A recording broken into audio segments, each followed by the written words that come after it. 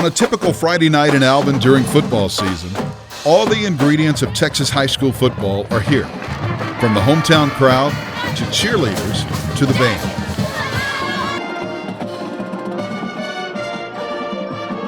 And at first glance, it's just a normal night during a normal game during a normal season.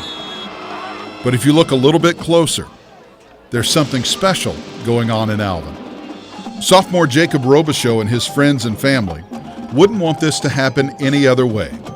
The idea that you could watch the Alvin band and not notice Jacob is exactly what makes his story so appealing. Many of the recent headlines seem to detail efforts to exclude special needs students. In this case, the band and its directors have made an extra effort to make sure Jacob is included.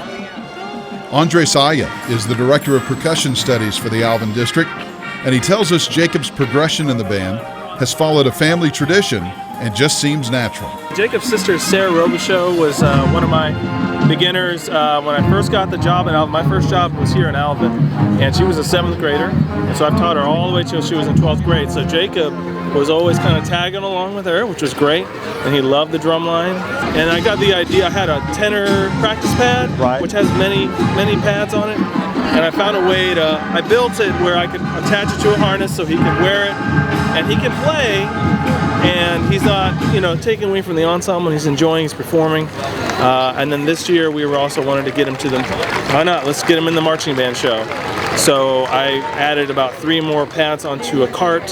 He'll take that off and he'll put it onto the cart, so he has like a bunch of different pads he can play. And then we actually, halfway through the season, I was like, well, let's try some real instruments. So I colored some sticks a different color, so a student will hand him that stick and he knows that he'll play the wind chimes. The wind chimes is kind of out of time, and he just knows when to play it with the music.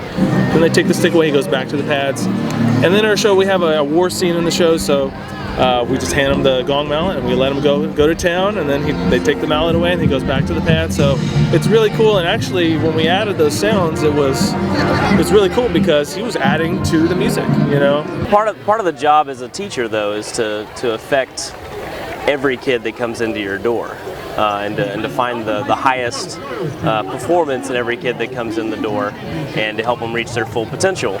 On this night, Jacob is a Spirit Award winner, and he has the privilege of representing the Yellow Jacket Marching Band during the game as they meet the band from the opposing team. I can still hear it.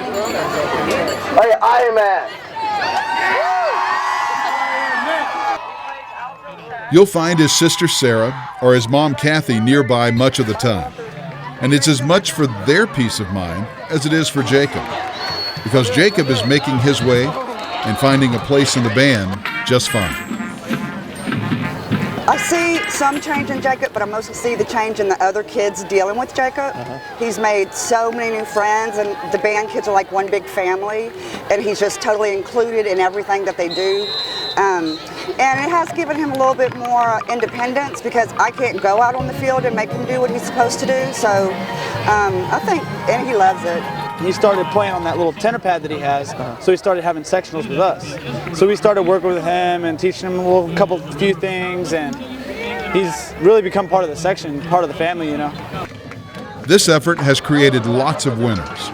Certainly Jacob's school experience has been enhanced, but it brings unexpected rewards to everybody involved. The rest of the band loves it. They absolutely love having Jacob a part of the program.